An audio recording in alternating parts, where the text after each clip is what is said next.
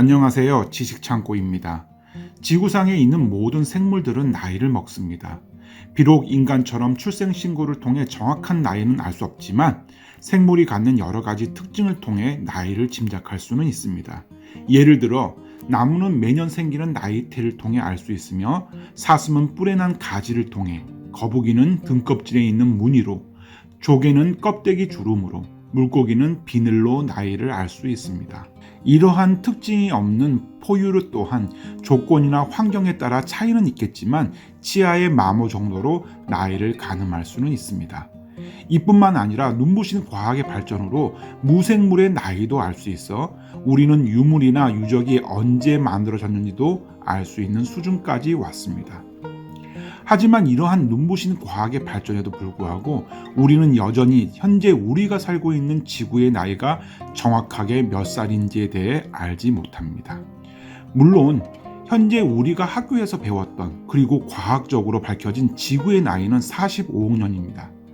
그러나 이마저도 장담할 수 없는 한계점이 분명히 있습니다. 그래서 오늘은 지구의 나이가 몇 살인지에 대해 이야기를 하려고 합니다. 우리가 살고 있는 이 지구가 언제 만들어졌는지에 대한 궁금증은 문명이 존재하던 시절부터 있어 왔습니다. 고대 인도는 90억 년마다 지구가 재창조된다고 믿었으며 고대 그리스에서는 일정한 주기마다 지구가 창조된다는 재창조론과 지구는 시작도 없고 끝도 없다는 무한론이 끝없는 논쟁을 이어갔습니다.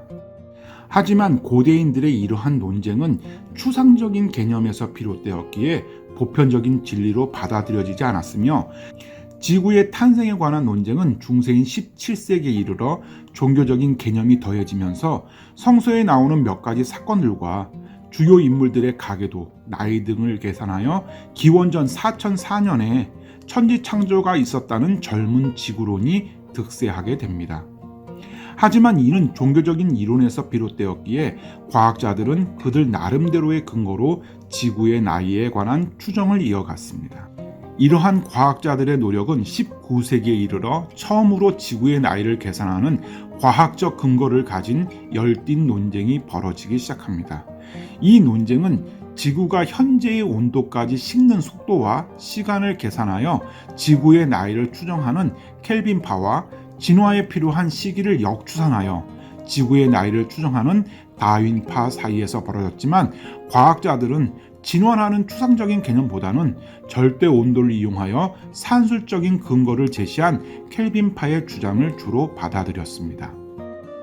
하지만 이러한 켈빈파의 주장은 19세기 말 프랑스의 물리학자 퀴리 부인에 의해 방사능 물질이 발견되면서 새로운 국면을 맞이하게 됩니다.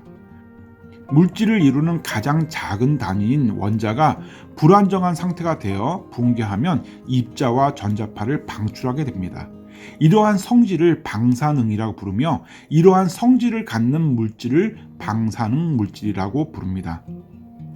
하지만 이런 방사능 물질이라도 끊임없이 방사능을 일으킬 수는 없으며 어떤 시기가 되면 방사능의 세기는 약해질 수밖에 없습니다.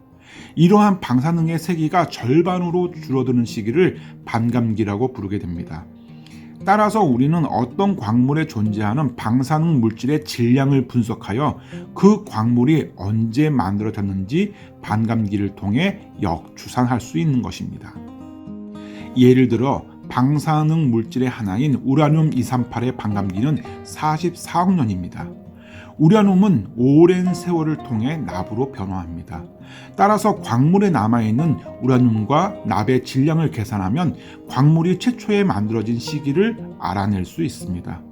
우라늄의 질량이 50이고 납의 질량이 50이라면 이 광물의 나이는 44억 년인 것입니다. 하지만 여기에는 문제가 있습니다. 우리가 구할 수 있는 광물이라고 해봤자 지구의 표면에 존재하는 것이기에 그것만으로 지구의 나이를 측정하기에 무리가 있는 것입니다. 결국 정확한 지구의 나이를 측정하기 위해서는 멘틀과 지각의 경계면에 있는 광물을 채취해야 하는데 현대 과학으로도 그것을 실행하는 것은 어렵습니다. 그래서 과학자들이 찾은 방법은 우주에서 지구로 떨어진 운석에 남아있는 우라늄과 납을 측정하는 것이었습니다. 이때 운석을 통해 조사된 측정 연대가 45억 년이었고 이것이 바로 우리가 알고 있는 지구의 나이가 45억 년이라는 과학적 이론이 세워진 것입니다. 여러분은 이 부분에 대해 이상하지 않나요? 왜 지구의 나이를 측정하는데 외계에서 온 운석을 분석해야 할까요? 이런 배경에는 혼돈의 우주 시기에 수많은 원시 행성이 생겨났고 이러한 행성들은 서로 충돌하여 붕괴가 일어났으며 이렇게 붕괴된 행성의 일부는 중심으로 모여들어 거대한 행성인 태양을 만들고 이렇게 만들어진 태양은 주변에 떠돌아다니는 행성을 중력장으로 묶어 지금의 태양계를 형성하게 되었다는 태양계 형성 이론이 있습니다. 이런 과학 이론에 따라 태양계에 존재하는 행성은 비록 형성 시간에 근소한 차이가 있을지언정 거의 동시에 형성된 것으로 간주합니다. 따라서 태양계의 형성 당시의 부유물로 여겨지는 운석의 연대를 측정하면 결국 지구가 형성된 시기도 알 수 있다는 가정이 가능한 것입니다. 말 그대로 가정에서 출발한 이론이라는 것이 중요합니다.